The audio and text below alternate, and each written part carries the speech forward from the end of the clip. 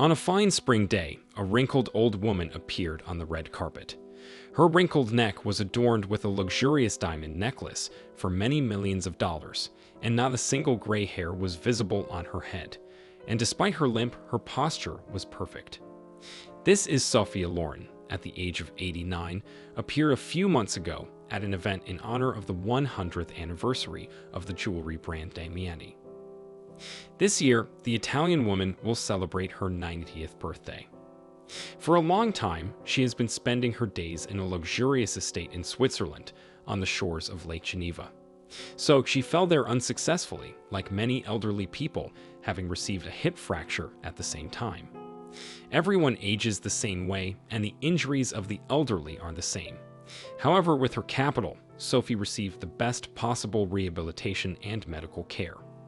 And the injury did not prevent her from flying in and appearing at a chic jeweler's event. But she wasn't always such an indomitable person. Little Sophia was born by accident, as a result of a vicious relationship. In Catholic Italy, it was a disgrace. Sophia's mother was a simple girl who came to Rome with rosy dreams of becoming an actress or singer.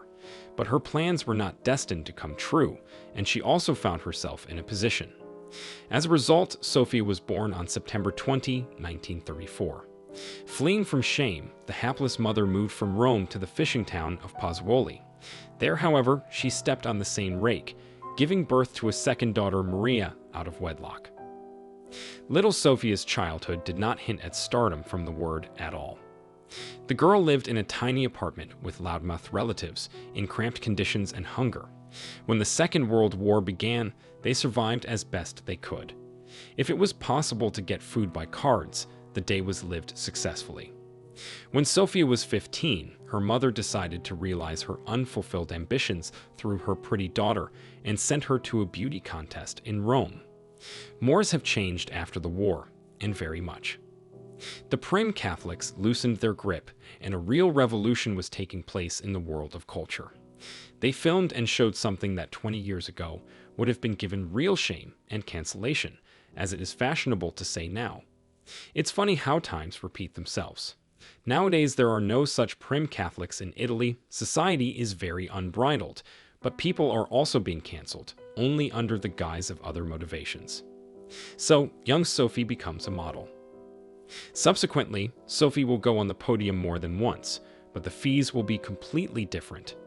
She also came to film auditions, but she was offered either the roles of extras or erotic scenes. Her mother helped Sophie with her last name by paying $1 million lire to Riccardo Ciccolone to allow his daughter to use his last name. But the girl basically took the pseudonym Loren for herself. Luck smiled on the newly born Sophia Loren shortly after participating in another beauty contest in 1952. Man. Of course, she met a powerful man who fell in love with her. It turned out to be producer Carlo Ponti.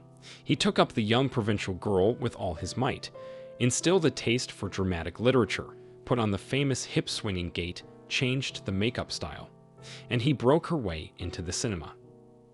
Carlo Ponti became the biggest love of her life. Carlo was seriously going to marry his newfound young muse. He was 22 years older and even officially married to his former wife. According to Catholic laws, it was impossible to carry out the divorce procedure. The couple registered a relationship in Mexico, which drew criticism from Catholic-minded segments of the population. Later, in a few years, they will register their marriage in their native Italy. Sophia Loren remained Carlo Ponti's wife until his death in 2007. Carlo managed to turn his young lover into a world-class cinema star.